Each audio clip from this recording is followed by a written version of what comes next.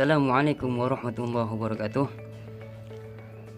Para santri kelas 1 atau kelas 7 Azikra, pada kesempatan ini kita akan membahas materi yang berkaitan dengan seperti yang santri lihat di halaman awal ini. Nah, ada apa ini? Ya, di situ ada banyak hurufnya pendek-pendek. Ya, betul, ini adalah tentang singkatan. Dan materi kita hari ini adalah singkatan dan akronim. Langsung saja, mari kita bahas bersama apa yang dimaksud dengan singkatan. Singkatan adalah bentuk yang dipendekkan yang terdiri dari satu huruf atau lebih. Jadi singkatan ini adalah huruf-huruf yang dipendekkan gitu. Sedangkan akronim adalah singkatan yang berupa gabungan huruf awal, suku kata, ataupun huruf dan suku kata dari deret kata yang ditulis atau dilafalkan sebagai kata. Nah, intinya dari akronimnya adalah huruf atau suku kata yang digabungkan, terus dia membentuk sebuah kata baru. Tapi kata ini jadi lazim gitu, atau tidak asing. Nah, untuk lebih jauh kita akan membahasnya dan simak dengan baik-baik. Ternyata penulisan singkatan dan akronim ini itu ada pedomannya. Di pedoman pembentukan singkatan dan akronim itu diatur dalam Keputusan Menteri Pendidikan dan Kebudayaan Republik Indonesia nomor 0543A/U/198 pada tanggal 9 September 1987 tentang Pedoman Umum Ejaan Bahasa Indonesia yang disempurnakan. Jadi saya belum lahir dan para santri juga belum lahir. Tentang pedoman pembentukan singkatan ini sudah diatur oleh pemerintah kita. Luar biasa ya. Nah, baik, kita langsung ke pedoman penulisan singkatan dan akronim. Yang pertama, penulisan singkatan. Singkatan nama orang, nama gelar, sapaan, jabatan atau pangkat diikuti dengan tanda titik. Nah, jelas ya. Jadi contohnya adalah nama orang nih, Muhammad Rahman. Ya, kadang-kadang ada Muhammad ini pakai Muhammad, ada Muhammad, atau ada normal Muhammad. Nah, biasanya M titik Rahman. Terus apa lagi? Nah, ini nama gelar Kiai Haji Muhammad Arifin Ilham. Nah, kemudian ada sapaan. TN ini Tuan Abdul Razak. Biasanya kalau kita membeli barang-barang di material, itu kan biasanya ada notanya. Nah, di notanya itu biasanya tertulis TN gitu kan. Jadi TN ini artinya tuan, sapaan. Kemudian jabatan ini misalkan jenderal atau kolonel Susilo gitu ya. Nah, pangkat sama aja. Kemudian contoh lain ada Rahmanto, MSc ini gelar, nama gelar Master Science. Kemudian ada Jenderal Sudirman. Nah, ini singkatan nama orang, nama gelar, sapaan, jabatan atau pangkat diikuti dengan tanda titik. Ingat ya, diikuti dengan tanda titik.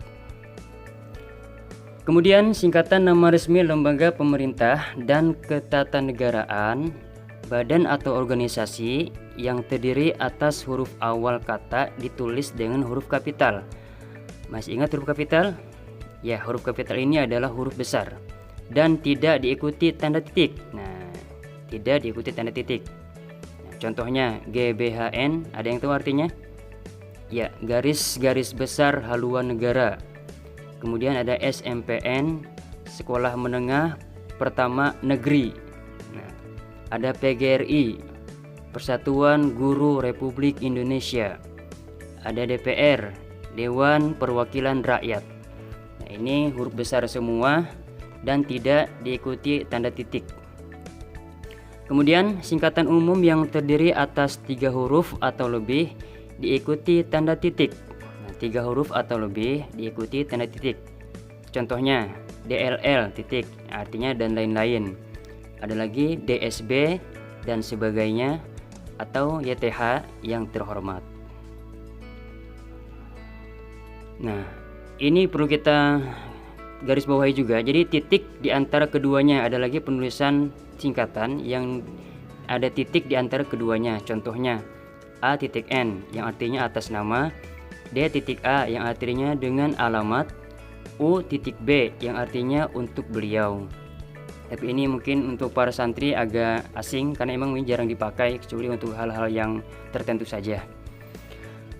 Kemudian ada singkatan nambang kimia, singkatan satuan ukuran, takaran, timbangan, dan mata uang tidak diikuti tanda titik. Nah, misalnya cm artinya sentimeter, kVA atau yang artinya kilovolt ampere. Ini merek satuan ukuran, merek maksudnya singkatan satuan ukuran. Ada lagi kg, kilogram. Nah, ini sudah tidak asing bagi santri karena hampir setiap hari berkaitan dengan hal-hal semacam ini. Misalkan pas beli gula atau beli beras atau yang lainnya, atau misalkan berat badan ditimbang jadi kilogram. Seperti itu. Itu tentang singkatan. Kemudian penulisan akronim.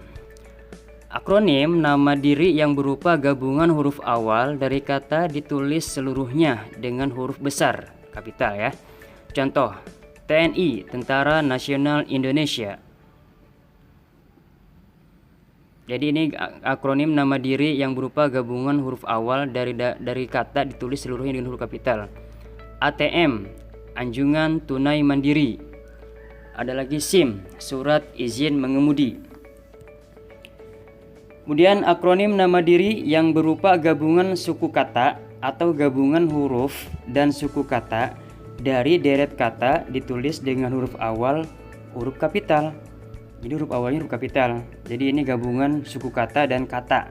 Nah, contohnya Ponpes, pondok pesantren. Ada lagi Akabri, Akademi Angkatan Bersenjata Republik Indonesia.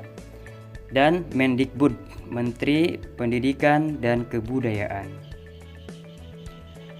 Akronim yang bukan nama diri yang berupa gabungan huruf, suku kata, ataupun gabungan huruf dan suku kata dari deret kata seluruhnya ditulis dengan huruf kecil.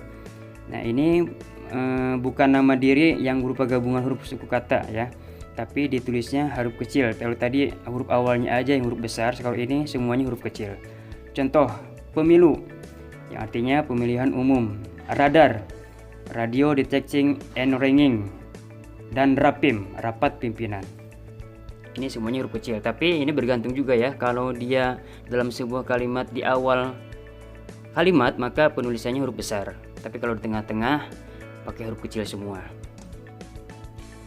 Nah, ini ada beberapa kata yang sudah dipilih. Beberapa juga ada yang tidak asing buat para santri dan beberapa juga ada yang terbaru. Jadi tentukan singkatan dan akronim beserta artinya pada kolom yang sudah disediakan. Jadi di sini ada 20 kata, entah itu akronim atau singkatan. Kemudian para santri kelompokkan sesuai dengan jenisnya. Kemudian setelah dikelompokkan, artikan. Nah, seperti tadi misalkan SIM, Surat Izin Mengemudi. Nah, jadi ini setiap kata yang ada di atas ini harus diartikan oleh para santri semua. Oke, semoga bisa dipahami materi dan tugas kali ini. Tetap semangat, dan ini adalah kegiatan belajar mengajar kita versi online yang akhir sebelum nanti pekan-pekan depan kita akan menghadapi ujian semester. Semoga semuanya pada sehat dan tetap di rumah, dan berdoa mudah-mudahan wabah ini segera berakhir sehingga kita bisa menjalankan aktivitas seperti biasa. Amin ya rabbal alamin. Selamat belajar dan murojaah, dan siap ujian semester dengan penuh percaya diri. Terima kasih atas perhatian. Mohon maaf atas segala kekurangan.